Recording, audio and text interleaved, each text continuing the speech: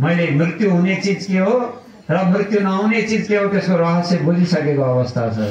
मृत्यु हुने शरीरको रहेछ, शरीर छुट्ने रहेछ, मैले नछुटोस् नछुटोस् भनेर समाते पनि आखिर अवश्य छुट्दो रहेछ र जो चिज मसँग छ त्यो मृत्यु नहुने आत्मतत्त्व रहेछ, त्यो कहिले नष्ट नहुने कुरा रहेछ भनेर छुट्याएर बुझिबस्न सकियो।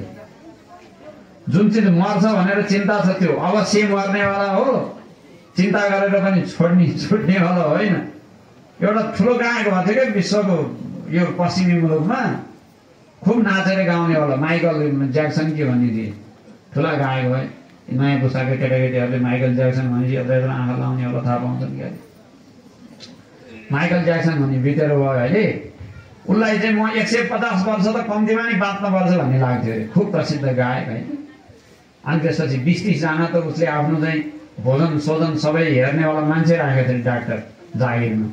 उसले खानु पर्यो भनेपछि खानुभन्दा अगाडि डाक्टरले चेक गरेर यो खानु हुने यो खानु नहुने भनेर 20-30 जना त उसका चाहिँ डाइटिसियन भने जस्तो अहिलेका खाना के हुने के नहुने, कहिले सुत्ने कहिले उठ्ने के गर्ने पुरै मान्छे राखेको 20-30 जना। अनि त्यो जम्मै नियमित रूपमा बसेर खाएर गरेपछि त 150 वर्ष जति कसो नबाँचाउनु भनेको 85 वर्षमा भुतुकै भइगयो। जति जोगाउनु खोजे पनि यो छुट्नेवाला शरीर जसरी पनि छुट्छ। रामकृष्णको त शरीर छुट्यो, ब्रह्माण्डमा शरीर लिएर आएपछि यो भौतिक ब्रह्माण्डको नाश हो। भौतिक ब्रह्माण्डमा नै छोड्ने नियम त ऋषिमुनिहरूलाई त लाग्यो। त्यत्रा ज्ञान वृद्ध योग वृद्ध तपोबल सम्पन्न त्यत्रा महापुरुषहरूलाई त लाग्यो भने हामी चाहिँ कुन चाहिँ ड्याङको मुला हो र?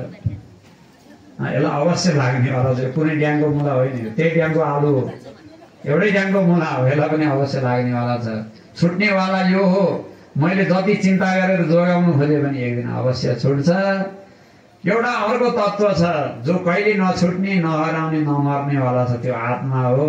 त्यतातर्फको ध्यान ज्यादा दिनु पर्यो त। नष्ट हुनेवालालाई नष्ट नहोस् भनेर भर्थेक लाउँदा लाउँदै जीवनको सबै ऊर्जा जति सकियो, जो नष्ट नहुनेवाला मूलभित्र रहेको तत्त्व थियो त्यसप्रति वास्तै भएन, बुद्धिमानी भयो कि अलिकति मूर्खता भयो। जुन अवश्य लड्नेवाला थियो त्यसलाई जोगाउन खोज्दा खोज्दै खोज्दै जिन्दगीभरिको परिश्रम जति सकियो, कहिले नडल्नेवाला एउटा विचित्र वस्तु आफैसँग थियो, त्यताको त महत्त्व नै बुझ्न नपाइकन शरीरको अवधि सकेर गयो मनुष्य जन्म भने यो बुद्धिमानी कुरो होइन। त्यही भएर हामीसँग भएको जो अविनाशी आत्मतत्त्व छ त्यो आत्मतत्त्वको महिमालाई बुझ्ने, त्यो भनेको साक्षात् परमात्मा नै जीवात्माको रूपमा शरीरभित्र प्रविष्ट हुनुभएको हो। यसलाई जीवित बनाउन, यसलाई जीवित बनाउन धारण गर्नका लागि चैतन्यको आशीर्वाद दिएर भित्र पस्नु भएको छ। त्यो चैतन्य बनेर म बनेर शरीरभित्र निरन्तर स्फुरण भइरहेको छ, प्रकाशित भइरहेको छ। त्यो म बनेर बसेको जो परमात्मा चैतन्य तत्त्व छ हरेकको हृदयभित्र, ईश्वर सर्वभूतानां हृदयेर्जुन तिष्ठति भ्रामयन् सर्वभूतानि यन्त्रारूढानि मायया। त्यो चैतन्यभित्र जो ईश्वर तत्त्व बस्नु भएको छ त्यसको याद गर्ने, त्यसको महत्त्व बुझ्ने, त्यो कहिले छोड्नेवाला छैन, छुट्नेवाला छैन। त्यसको रहस्य बुझियो भने अन्तिम शरीर छोड्ने बेलामा पनि जानी ल यो मेरो शरीर छुट्दैछ, अब छुट्यो, यी अब छुट्यो, अब छुट्यो, अब छुट्यो भनेर थापाई आनन्दसँग आफू भएर बसी आफ्नो ठाउँबाट हल्लिनै नपरिकन शरीर छोडेर जाने। लौरो लाग्यो भनेर आत्तिनु पनि परेन, प्राण छुट्नु लाग्यो मर्न लागि क्यारे भनेर आत्तिनु पनि परेन, छटपट्टि पनि भएन। हेर न मलाई बचाऊ भन्ने डाक्टर हस्पिटल चिच्याउनु पनि परेन। छोराछोरीले लैहालेछन् हस्पिटल भने पनि यसो गइदियो, बहदियो, बेडमा सुत्दियो, आफ्नो चिन्तन गरि नै र जहाँसुकै लैजा। यो लोक होइन यो ब्रह्माण्ड पारी गएर चन्द्रलोकभन्दा माथि मङ्गल ग्रहमै लगेर राखेछन् भने पनि त्यहाँ पनि फ्यास्स छुटिहाल्छ क्या होइन।